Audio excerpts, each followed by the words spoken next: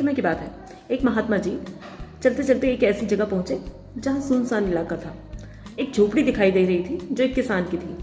तो उन्होंने वहां रात को विश्राम करने के लिए आश्रय मांगा।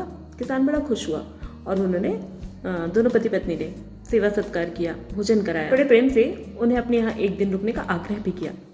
महात्मा जी खुश हुए और वे रुक गए वहाँ। महात्मा जी ने उनकी पूरी दिनचर्या देखी और फिर दूसरे दिन जब सुबह जाने का वक्त आया, उन्होंने उस किसान दंपत्ति से कहा, मैंने देखा कि आपके जीवन में कोई नियम नहीं है। अच्छा, कैसा नियम? हम अपना कर्म तो कर रहे हैं। उन्होंने कहा, मैंने देखा तुम कभी प्रभु के दर्शन को नहीं चाहते। क्या यहाँ कोई मंदिर नहीं है गाँव में?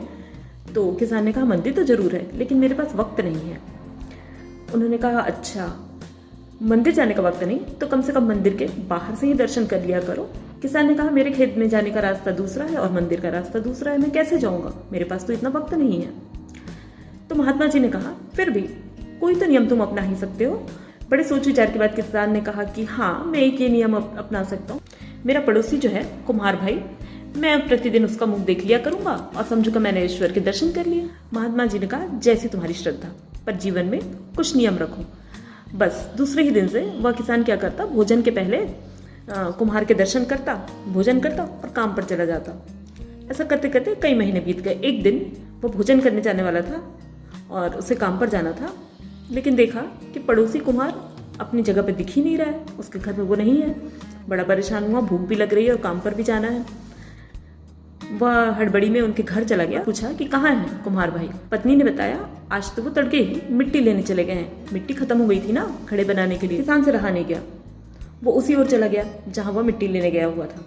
और दूर से उसने क्या देखा कि वह मिट्टी खोद रहा है, कुछ निकाल रहा है। कुम्हार ने भी उसे देख लिया कि इसने मुझे देख लिया है। कि कुम्हार को मिट्टी खोदते वक्त सोने की अशर्फियों से भरा एक घड़ा मिला था। वह चारों ओर देख रहा था कि मुझे कोई देख तो नहीं रहा। अचानक उसने अपने मित्र को देखा जो उसे देखकर पलट गया था। उसने आवाज लगाई, रुको रुको रुको। उसने कहा, नहीं नहीं, मैंने तुम्हें देख लिया। अब उसे और डर लगा, इसने मुझे देख लिया। फिर उसने दोबारा आवाज लगाई, अरे भाई सुनो तो, मैं तुम्हें आधा दे दूंगा, तुम चिंता मत करो। किसान को लगा, आधा दे दूंगा? क्या आधा दे दूंगा? थोड़ा रुका और पलटकर उसने वापस देखा तो वह कुम्हार अशर्फियों का घड़ा लेकर उसके पास ही आ रहा था, दौड़ते दौड़ते।